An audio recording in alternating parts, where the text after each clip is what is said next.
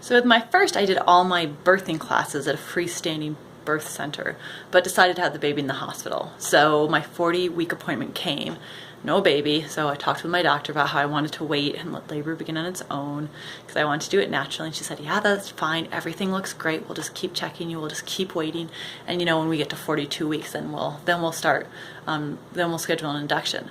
So I was doing non-stress tests every third day or so. So I come back at 41 weeks and it's a different doctor. And she said, well, let's go ahead and schedule you for an induction. And I said, no, I want to wait for labor to begin on its own. She said, well, why? Why don't you want to get induced? And I said, well, I want to do it naturally. And she said, well, in my country where I'm from, because she was from India, she said, women do it naturally and they die all the time. Their babies die. Is that what you want? And I said, well, no, but, I talked with Dr. Virgo and my understanding was there's no medical reason to do it before. And she was like, well, let's get you in for a non-stress test. And so went for the non-stress test, so everything looked fine. Then I started doing them every other day. And I think 6 days after that, or maybe 5 days after that, she was on call again. So I was back at the hospital and she's like, no, I want to induce labor. I'm worried about your blood pressure. So they started me on Pitocin, and I was really, really mad. It felt like a personal battle between me and Dr. Induction, which is what I started to call her. I was like, you can make me get induced, but you cannot make me get an epidural, and you can't make me do anything else, which I think actually really helped me. So they started me on Pitocin right around noon. And I switched to a hospital that had big jacuzzi tubs, so I was laboring in the tub, and the nurses were great. They were very supportive. I wasn't allowed to eat anything, so I just eat food whenever they were not in the room.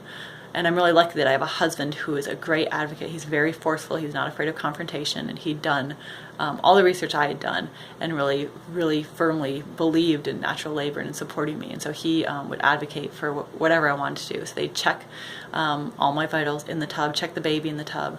And eventually I really started to feel like I wanted to push. So I got out of the tub and they're like, well, you're still 6 centimeters dilated, just 6 centimeters dilated. But I was like, I really feel like I want to push. And they're like, yeah, we think we better call the doctor.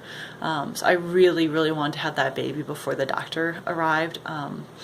And my parents got there. And so my dad was like standing at the foot of the bed eating French fries while I'm in active labor. And my husband's like, do you want me to ask him to leave? And I was like, stop asking me stupid questions. I'm trying to have a baby here. I was like, Barack Obama could have been in that room. I would not have cared. I was busy trying to have the baby. And I actually really ended up regretting eating so much food because I threw up through my nose because I was screaming so much when I had that baby. But it was fine.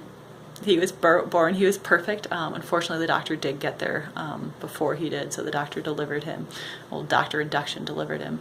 And I ended up being glad that I was in the hospital because I ended up hemorrhaging the next morning, losing a lot of blood, so it was a good thing. But, other than having to have the Pitocin, it ended up being a great outcome.